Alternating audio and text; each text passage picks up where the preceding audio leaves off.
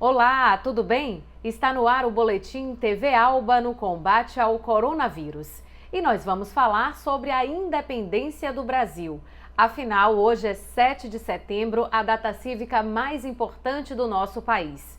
Foi nesse dia, em 1822, que Dom Pedro I deu o famoso Grito da Independência, rompendo os laços de colônia entre Brasil e o Reino de Portugal. Mas você sabe os detalhes que levaram a essa importante conquista para nós brasileiros? Se sabe, não custa relembrar. E se não sabe, preste bastante atenção às explicações do professor, historiador e pesquisador Murilo Mello. Vamos ver.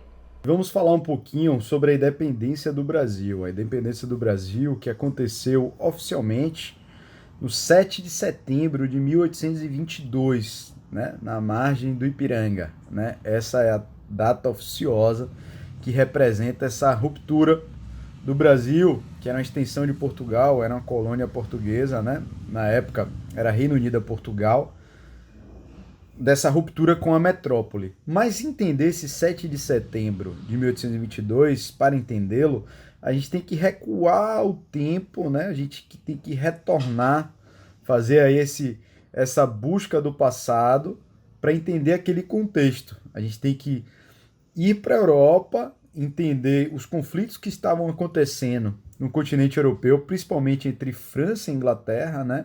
A França estava passando por uma revolução industrial, né? E começou a fazer frente à Inglaterra, ao comércio inglês. E aí a França, através da figura de Napoleão, percebe que não consegue vencer a Inglaterra pelo mar e decreta o bloqueio do continente, o bloqueio continental, visto que a Inglaterra é uma ilha, enfim. E Portugal não adere a esse bloqueio continental porque era extremamente dependente do comércio inglês, né? Ela tinha um tratado com a Inglaterra, que era o Tratado de Panos e Vinhos, e devido ao fato de Portugal comprar muitos produtos da Inglaterra e depender economicamente, Portugal não adere a esse bloqueio.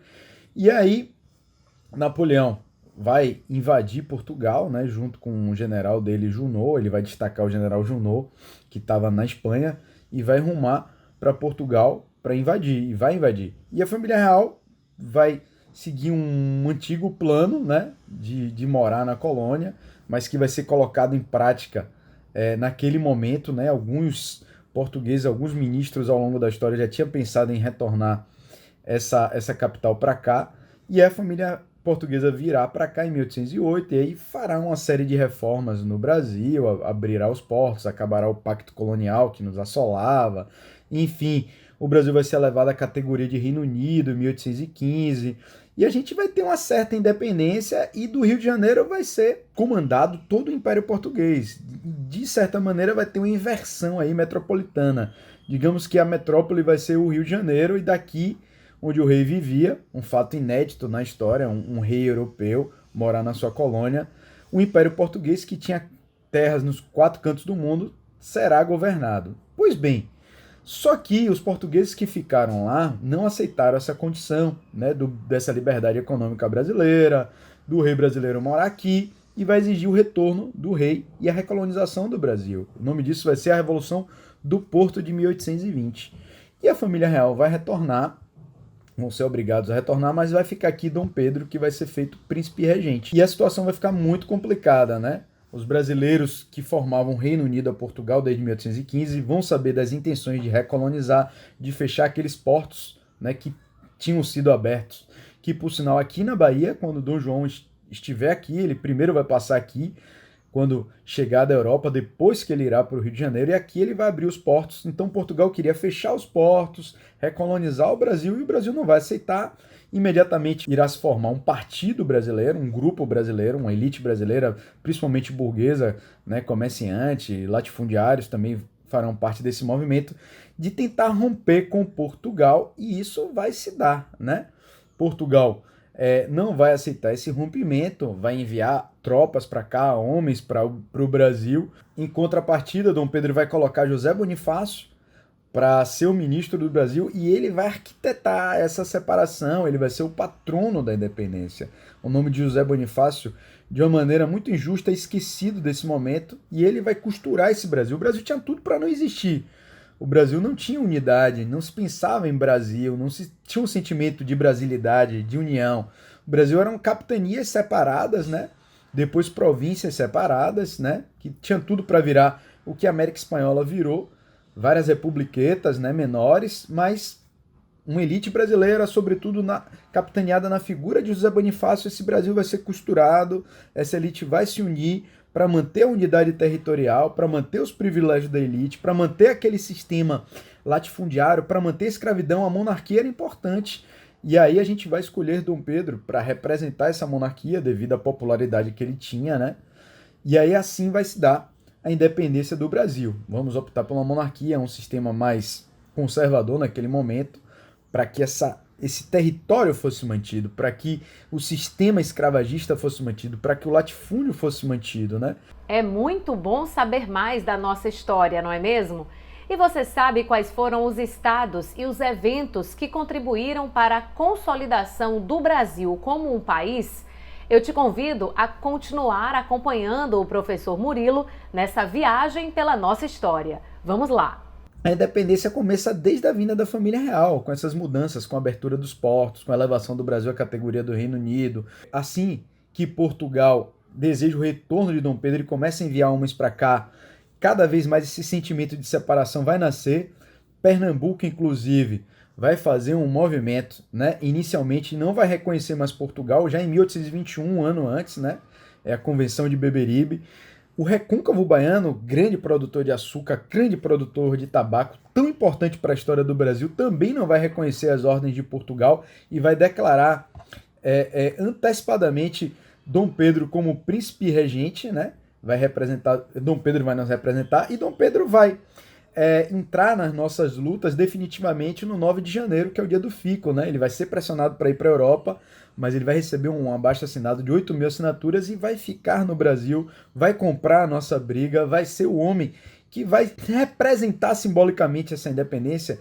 José Bonifácio, a elite brasileira, precisava de um ícone, de uma pessoa popular, e esse era Dom Pedro, um homem que comia com as mãos, um homem que gostava de música, um homem que tinha uma popularidade muito grande, né, que se relacionava com todas as camadas sociais. Vai ser o cara escolhido para fazer esse processo, né? A gente precisa de um marco fundador, e o marco fundador vai ser o 7 de setembro, mas poderia ser uma outra data, poderia ser o dia do Cúmplice. É o momento em que o governo brasileiro, junto com Dom Pedro, afirma que nenhuma lei vinda de Portugal vai ter valor no Brasil sem que Dom Pedro não assine embaixo. Então, a gente poderia escolher várias datas, poderíamos escolher o 2 de julho, que é tão importante, que é a expulsão definitiva dos portugueses aqui de Madeira de Melo. Vamos cercar a cidade, né? Os baianos, junto com cariocas, com alagoanos e pernambucanos virão lutar aqui também, mercenários. Talvez o 2 de julho poderia representar essa data muito bem, que é a expulsão definitiva de Portugal, é o maior conflito armado nessas lutas pela independência que vai ter na Bahia, vai ter na Cisplatina, que era o Uruguai, pertencia a gente, vai ter no Pará, né? Terá também no Piauí, no Maranhão, mas a maior de todas faz a Bahia. Poderia ser a independência do Brasil, 2 de julho, ou poderia ser a independência do Brasil, o dia do Cúmplice, ou a elevação do Brasil à categoria do Reino Unido, mas como precisamos de marcos, era necessário mitificar essa figura e criar um diálogo com o povo, com o Brasil, que a independência foi dada por Dom Pedro, foi um ato heróico. Então, aquele 7 de setembro, nas margens do Rio Ipiranga, quando Dom Pedro tinha saído do Rio de Janeiro, tinha passado em Santos para fazer coligações políticas com o grupo de Santos para gestar essa união e essa independência do Brasil. Subindo a Serra do Mar, ele vai ser interceptado pelo mensageiro, no qual continha cartas extremamente desaforadas, né, de Portugal, mandando um retorno imediato, era um ultimato de Portugal, e ali ele vai ter um grito ali contra Portugal, e aquilo será o marco fundador da nação. Esse 7 de setembro, na margem do Ipiranga, vai ser o marco fundador da nação, mas poderia ser muito bem outro. Mas uma história é formada por marcos, isso se faz no Brasil ou em qualquer país, em qualquer momento histórico. Obrigada, Murilo, pelas explicações. Para acompanhar o trabalho do professor no Instagram, basta procurar por @MuriloMelo, Melo com 2 L's, História. E vamos comemorar o 7 de setembro. Continue aqui na nossa programação para ficar sempre bem informado. Lembrando que você pode rever os nossos boletins e curtir todo o nosso conteúdo nas redes sociais da TV Alba. Estamos no YouTube, no Instagram e no Facebook. E você também nos encontra no site da Assembleia Legislativa da Bahia, al.ba.gov.br. A gente se vê a qualquer hora. Tchau, tchau!